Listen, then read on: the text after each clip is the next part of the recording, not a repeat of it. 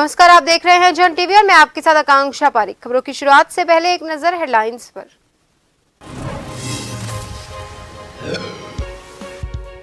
CM Dhami के दिल्ली दौरे पर यूसीसी पर चर्चा को लेकर कांग्रेस उठा रही सवाल। कहा, जब केंद्र में आएगा यूसीसी तब राज्यों में होगी लागू। संसदों की बैठक आज।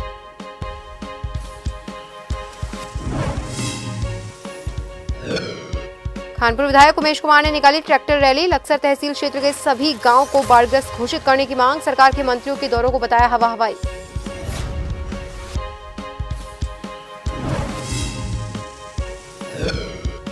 रुड़की में मशरूम उगाने वाली कंपनी में लोहे का एंगल टूटने से हादसा। 2 महिलाओं की मौके पर मौत, 4 महिला गंभीर रूप से घायल। कंपनी मालक मौके से फरार।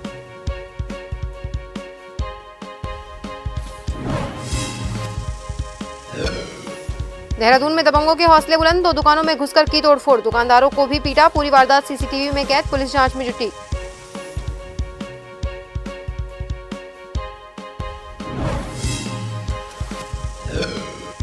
और उत्तराखंड के कई हिस्सों में बारिश से तबाही। भूस्खलन से बद्रीनाथ हाईवे बंद, आवागमन हो रहा प्रभावित। हरिद्वार में खतरे के निशान के ऊपर गंगा, 27 जुलाई तक का येलो अलर्ट।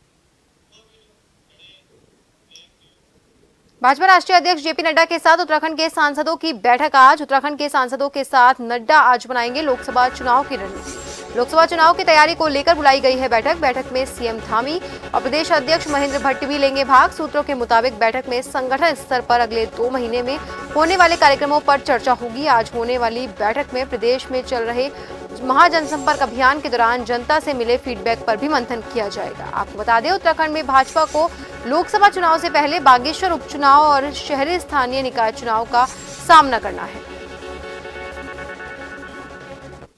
मुख्यमंत्री पुष्कर सिंह धामी के दिल्ली दौरे के दौरान यूसीसी की चर्चा को लेकर उठ रहे सवाल पर कांग्रेस प्रवक्ता ने भाजपा सरकार पर तंज कसा है। कांग्रेस प्रवक्ता ने कहा कि प्रधानमंत्री मोदी का जो स्टाइल है, उस स्टाइल को देखते हुए कहा जा सकता है कि मुख्यमंत्री धामी का यूसीसी तब आएगा जब केंद्र में पीएम मोदी यूसीसी को लेकर बातचीत करेंगे। उत्तराखंड का यूसीसी आज त्रिशंकु बना झूल रहा है केंद्र और राज्य सरकार के बीच में। हर बार जितने बार मुख्यमंत्री पुष्कर सिंह धामी दिल्ली दरबार में जाते हैं हाजिरी लगाने, उतने बार यहां मीडिया के द्वारा एक गुब्बारा फुलाया जाता है कि वो यूसीसी पर चिंतन मंथन करने गए हैं, मंत्रणा करने गए हैं। जबकि सच्चाई ये है कि चमोली हादसे के बाद हाईकमान से अच्छी खासी फटकार लगी है।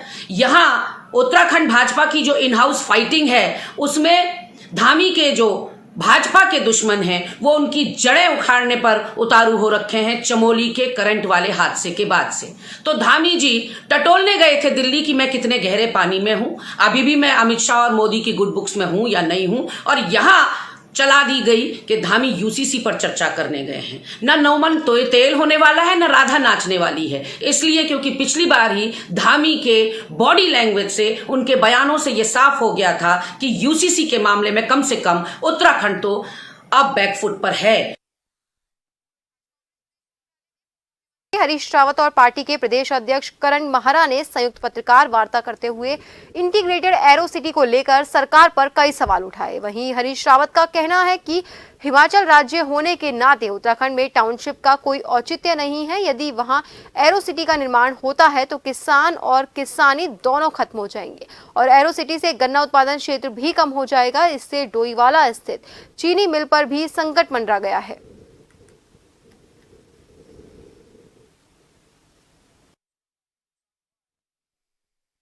जो गन्ना उत्पादक क्षेत्र हैं और उधर बराक फार्म में जहाँ की ज़मीन भूमिहीनों के लिए और दैवीय आपदा पीड़ितों के लिए और महिला उद्यमिता के लिए हमारी सरकार द्वारा पहले से निर्धारित की गई है।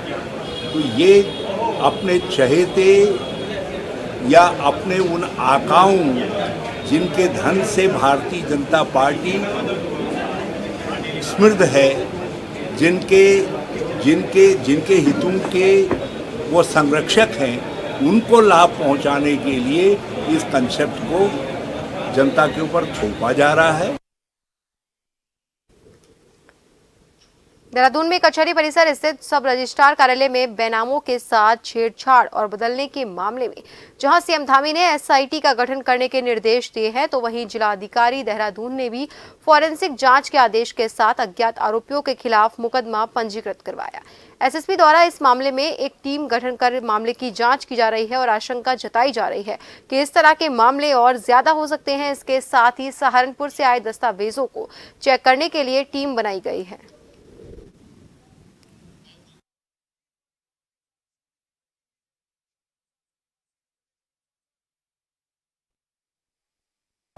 हम लोगों के द्वारा एक जो केस था उससे रिलेटेड बहुत सारे हमें लगा कि उससे रिलेटेड केस हो सकते हैं, तो हमने एक एफआईआर कराई है और उसी के क्रम में एसएसपी साहब द्वारा कमेटी बना के और जांच की जा रही है और अब आगे इन्वेस्टिगेशन चल रहा है।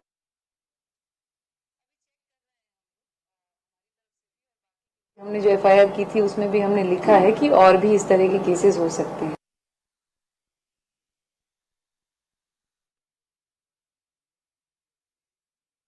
उत्तराखंड के देवप्रयाग विधानसभा के विधायक विनोद कंडारी की पहल का हर कोई स्वागत कर रहा है। दरअसल विधायक विनोद कंडारी अपने क्षेत्र के 10वीं के मेधावी छात्रों को समय समय पर शैक्षिक भ्रमण कराते हैं, जो कि एक सराहनीय कदम है। इस दौरान विधायक करीब 100 बच्चों को हर साल भारत के प्रतिष्ठित संस्थान, व्यक्तियों और जगहों से रूबरू कराते रहे हैं। विधायक की इस पहल का सीएम धामी भी स्वागत कर चुके हैं। टॉपर स्कूली छात्रों को भारत दर्शन करवाने वाले विनोद कंडारी उत्तराखंड के पहले विधायक हैं। इस साल भारत भ्रमण का कार्यक्रम 24 सितंबर से शुरू हो रहा है, जो लगभग 5 से 7 दिन तक रहने वाला है।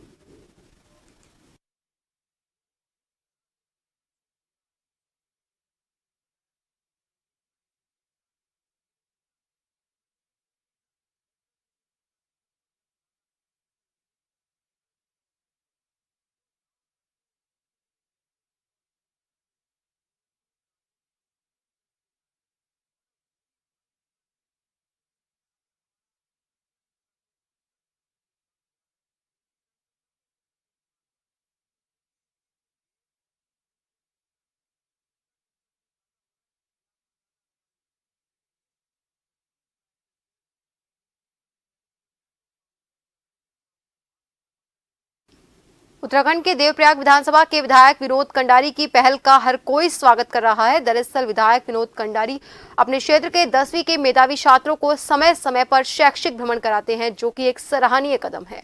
इस दौरान विधायक करीब 100 बच्चों को हर साल भारत के प्रतिष्ठित संस्थान, व्यक्तियों और जगहों से रूबरू कराते रहे हैं। विधायक की इस पहल का सीएम धामी भी स्वागत कर चुके हैं। टॉपर स्कूली छात्रों को भारत दर्शन करवाने वाले विनोद कंडारी उत्तराखंड के पहले विधायक हैं। इस साल भारत भ्रमण का कार्यक्रम 24 सितंबर से शुरू हो रहा है, जो लगभग 5 से 7 दिन तक रहने वाला है।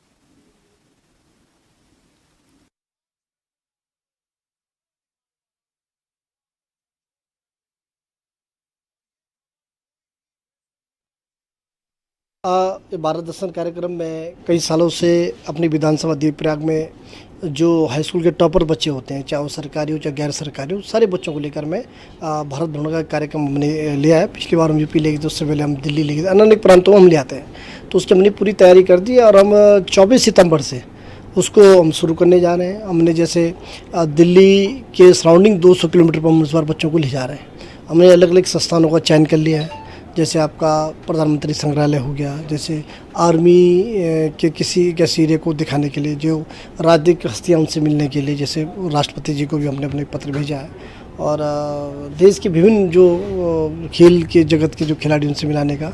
तो ये मेरा बड़ा ड्रीम प्रोजेक्ट है। मैं चाहता हूँ मेरे जो विधानसभा के सुदूर गांव के जो बच्चे हैं, मैं जब पिछली बार भी लेकर गया था, बहुत सारा अनुभव हो हमको, क्योंकि उससे जो भारत दर्शन कार्यक्रम होता है उसका हिस्सा मैं भी होता हूँ। मैं 7 बच्चों के साथ चलता हूँ, उसमें शिक्षक भी होते हैं, तो लगभग 100 बच्चे उसमें होते हैं। अल्मोड़ा जिले के सोमेश्वर विधानसभा में विश्व हिंदू परिषद अध्यक्ष बालम मेहरा और हिंदू संगठनों ने एसओ सोमेश्वर विजय नेगी को ज्ञापन दिया। वहीं विश्व हिंदू परिषद के कार्यकर्ताओं और पदाधिकारियों ने बाहरी व्यक्तियों के सत्यापन की मांग की है। उन्होंने कहा कि क्षेत्र में बाहरी व्यक्तियों का निरंतर प्रवेश और क्षेत्र में रहकर व्यवसाय और मजदूरी करना तो कुछ हद तक सही है, पर उनके द्वारा हमारे साथ बेहद चिंताजनक बनता जा रहा है। विश्व हिंदू परिषद अध्यक्ष बालम मेहरा द्वारा स्थानीय जनता और व्यापारियों से भी बाहरी व्यक्तियों को घर दुकान न देने की अपील की गई। उस बैठक में सोमेश्वर क्षेत्र में निर्णय लिया गया कि जो यहाँ बाहरी व्यक्ति हैं और उनका जो सत्यापन है पूर्ण रूप से किया जाए और जिससे बाहरी व्यक्ति से हमारे जो क्षेत्र में जो गतिविधियां हो रही हैं, जो गलत कार्य हो रही है, अनैतिक कार्य हो रहे हैं, उन कार्यों पर अंकुश लगाया जाए। हल्द्वानी के एमपीपीजी कॉलेज में सोमवार को वार्षिक उत्सवाकाश के दौरान उच्च शिक्षा मंत्री धन सिंह रावत बतौर मुख्य अतिथि यहां पहुंचे। उन्होंने छात्रों द्वारा पेश किए गए रंगारंग कार्यक्रमों की प्रशंसा की और इस दौरान एमबीपीजी कॉलेज को 20 करोड़ की राशि देने का वादा किया, जिससे कॉलेज को मॉडल कॉलेज में परिवर्तित किया जाएगा और ऑडिटोरियम को फुल एसी करने के साथ पार्किंग, शौचालय, कंप्यूटर सहित अन्य सुविधाओं को बढ़ाया जाएगा। वहीं मीडिया से मुखातिब होते हुए उन्होंने कहा कि जल्द ही असिस्टेंट प्रोफेसरों के खाली पदों पर नियुक्ति की जाएगी और निर्धन छात्रों की पढ़ाई में पैसा बाधक नहीं बनेगा। जो उत्तराखंड का सबसे बड़ा कॉलेज है एमबीपीजी कॉलेज हल्द्वानी, उसके मैं वार्षिक उत्सव में आया हूँ और मुझे बहुत अच्छा लगा कि बच्चों ने बहुत अच्छे कार्यक्रम इसमें किए हैं। नई शिक्षा नीति में हम तो ये कर रहे हैं कि पहले हर ब्लॉक में एक डिग्री कॉलेज खोला जाएगा, हर डिग्री कॉलेज में एक योगा के टीचर रखे जाएंगे और हमारे प्रदेश में हम 20 कॉलेजों को मॉडल कॉलेज बना रहे हैं, जिसमें कि हल्द्वानी कॉलेज भी है और इन कॉलेजों को हम 10 करोड़ रुपए से 20-20 करोड़ रुपए देंगे यहाँ के लाइब्रेरी के लिए, बच्चों के लिए जो है फर्नीचर के लिए, बच्चों के जो है स्मार्ट क्लासों के लिए, जो बच्चों की डिमांड है उस पर हम पैसा खर्च करेंगे। वास्तविक और व्यवहारिक बात यह है कि शायद सम्मानित मंत्री जी हो या मुख्यमंत्री जो है, सरकार के प्रतिनिधि जो है, अगर वो घोषणा कर रहे हैं ऐसे पटल से तो अवश्य वो धरातल पे भी आनी चाहिए। उन्होंने 5,000 रुपए प्रति माह की बात भी करी है, निधि देने को छात्रों को, जो होनहार छात्र हैं 70% से ऊपर लाते हैं। यहाँ के एसी हॉल के लिए भी उन्होंने बात करी है। पीएचडी करने वाले छात्रों में 5,000 पर मंथ की घोषणा करी है, तो अच्छी बात है। अब देखिए घोषणा हुई है, लेकिन अब धरातल पे जब आएगी तो धन्यवाद भी होगा, अभिनंदन भी होगा, स्वागत भी होगा। देखिए सबसे पहले हम लोग बताना चाहेंगे आगाज 2023 को, जिसका नाम हम लोगों ने बहुत सोच समझकर ये नाम रखा है। ये नाम आज से 50 साल बाद जरूर याद करा जाएगा। और नंबर दूसरी बात, मैं धन्यवाद करना चाहती हूँ हमारे उच्च शिक्षा मंत्री डॉक्टर धन सिंह रावत जी का कि उन्होंने हमारे इस आगाज 2023 महोत्सव एमबीपीजी कॉलेज को एक शानदार रूप से हमारे प्रोग्राम में आए, हमारे प्रोग्राम को भव्य बनाने में सहयोग करा। और साथ ही मैं धन्यवाद करना चाहती हूँ आदरणीय उच्च शिक्षा मंत्री डॉक्टर धन सिंह रावत जी का कि उन्होंने हमारे एमबीपीजी महाविद्यालय की 20 करोड़ की घोषणा की है और इसके बाद प्रत्येक महाविद्यालय में एक योगा शिक्षक रखने की घोषणा की। मैं बहुत बहुत धन्यवाद करना चाहती हूँ दिल की गहराइयों से। और फिलहाल के लिए खबरों में रुकेंगे एक छोटे से ब्रेक के लिए। जल्द हाजिर होंगे, बने रहिए जन टीवी के साथ।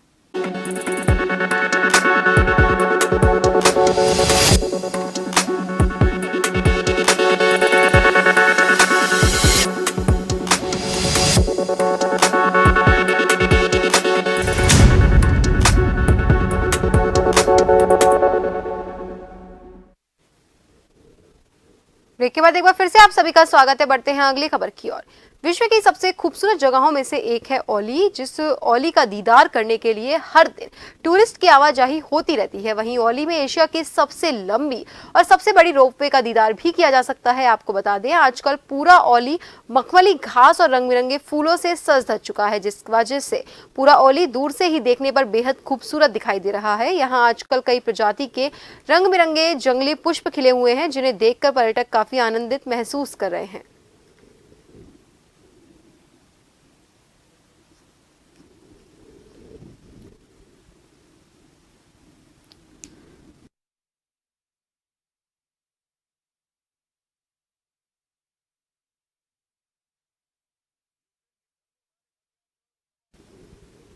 हरिद्वार के बहादुराबाद में सुबह नेशनल हाईवे अथॉरिटी में जेसीबी से शनिदेव मंदिर अतिक्रमण को हटाया गया। वहीं अब एनएचआई अधिकारियों से बात की तो उन्होंने बताया कि हाईवे 4 लाइन से 6 लाइन होने जा रहा है, जिसमें एनएचआई की जितनी भी जमीन अतिक्रमण है उस सभी को हटाया जा रहा है। वहीं हरिद्वार के नायब तहसीलदार ने बताया कि आज जो ये कार्रवाई हुई है जिसका मुआवजा पहले ही दिया जा चुका है, लेकिन शनिदेव मंदिर के रूम में अतिक्रमण किया गया था, जिसको आज अतिक्रमण से मुक्त कर एनएचआई को सौंप दिया गया।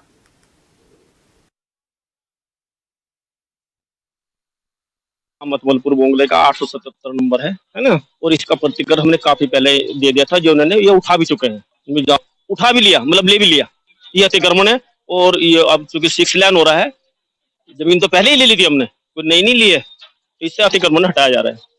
एनएचआई है मुख्य तो, और तहसील से है हमारे नायब जो बैठे हैं। नहीं, जो हमारा क्षेत्रफल हमने जितना प्रतिक्रिया दिया वो हटाएंगे, पूरा कवर करेंगे। ये पहले 2012 में एक्वायर की गई थी, जब हाईवे बन रहा था उस समय 2011-12 के आसपास। इसको अब ज़मीन भी एक्वायर की गई थी और जो पैसा था इसको सारा मुआवजा दे दिया गया था, क्योंकि इन्होंने उठा भी लिया था उस समय पर। तो ये आज की डेट में ये 4 से 6 लेन हो रहा है, जो अपना दिल्ली हरिद्वार हाईवे बन रहा है, तो उसमें ज़मीन की ज़रूरत है, जो अतिक्रमण है उसको हटवाया जा रहा है। थराली में पुलिस का नशे के खिलाफ अभियान चलाया जा रहा है। वहीं अभियान के तहत थाना थराली पुलिस ने थाना अध्यक्ष देवेंद्र रावत के नेतृत्व में चेकिंग के दौरान बड़ी कार्रवाई की। दरअसल ग्वालदम कर्णप्रयाग राष्ट्रीय राजमार्ग पर एक बोलेरो वाहन से 11 पेटी अंग्रेजी अवैध शराब बरामद की है। पुलिस ने अवैध शराब की तस्करी में प्रयुक्त बोलेरो वाहन को सीज करने के साथ ही दोनों अभियुक्तों के विरुद्ध आबकारी अधिनियम के तहत मुकदमा पंजीकृत किया और दोनों आरोपियों को न्यायालय के सम्मुख पेश किया।